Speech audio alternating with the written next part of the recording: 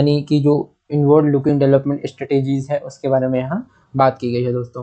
यहाँ ये सुर्खियों में क्यों था? सुर्खियों में इसलिए था क्योंकि जो यूएस है दोस्तों, संयुक्त राज्य अमेरिका ने पारस्परिक प्रशुल्क यानी जो रेसिप्रोकल टैरिफ है उसकी योजना की शुरुआत की। इसके तहत अमेरिका ने सभी आयातों पर 10% का बेसलाइन टैरिफ यानी प्रशुल्क लगाया है और अमेरिका के साथ व्यापार अधिशेष वाले देशों पर उच्च टैरिफ लगाने की योजना बनाई है। अब देखते हैं कि जो यूएस में जितने भी दोस्तों बाहर के देश जो हैं वो करते हैं, निर्यात करते हैं और यूएस आयात करता है, उसमें 10% का दोस्तों टैरिफ लगाया गया है। इसी को हम पारस्परिक शुल्क यानी कि अंतर्मुखी विकास रणनीतियाँ अपने जो संरक्षणवादी जो रणनीति है, जो उपागम है, उसके बारे में आप देख सकते हैं और उसी के अंतर्गत ही यूएस ने ये सारे जो टैरिफ्स हैं, बेसलाइन टैरिफ, वो लगाने की कोशिश की है। इसके बाद देखिए दोस्तों, यह कदम पहले की बहुमुखी यानी आउटवर्ड ओरिएंटेड नीतियों से हटकर अंतर्मुखी विकास रणनीतियों की ओर बदलाव का संकेत करता है।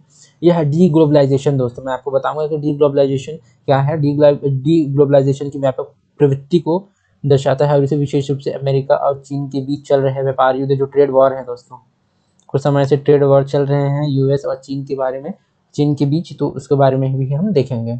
इसमें कह रहा है दोस्तों कि चीन द्वारा रणनीतिक आधार पर जर्मेनियम जैसे दुर्लभ भूधातुओं पर लगाया गया निर्यात जो नियंत्रण होता है वो अंतर्मुखी विकास के अंतर्गत आता है। उसके बाद देखें कि भारत की रणनीतियाँ जैसे मेक इन इंडिया उत्पादन, इसे संबंधित प्रोत्साहन, जो पीएलआई है दोस्तों, प्रोडक्ट जो आप समझ सकते हैं कि उत्पादन संबंधित प्रोत्साहन, और पीएलआई इसका फुल फॉर्म मैं एकदम भूल गया हूँ वरना मैं बताना चाह रहा था। उसके बाद देख सकते हैं कि आत्मनिर्भर भारत अभियान, इसको आप देख सकते हैं, ये भी भारत की अंतर्मुखी विकास रणनीतियों के अंतर्गत ही आता है दोस्तों।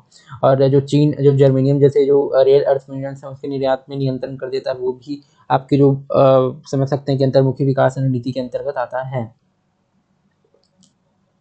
हम दोस्तों अंतर्मुखी विकास रणनीतियों की बात करते हैं, उसके बाद इसकी परिभाषाओं पर ध्यान देते हैं। कह रहा है कि अंतर्मुखी विकास रणनीति का फोकस स्वदेशी कच्चे माल, घरेलू बाजार की आवश्यकताओं पर आधारित उत्पादन पर होता है।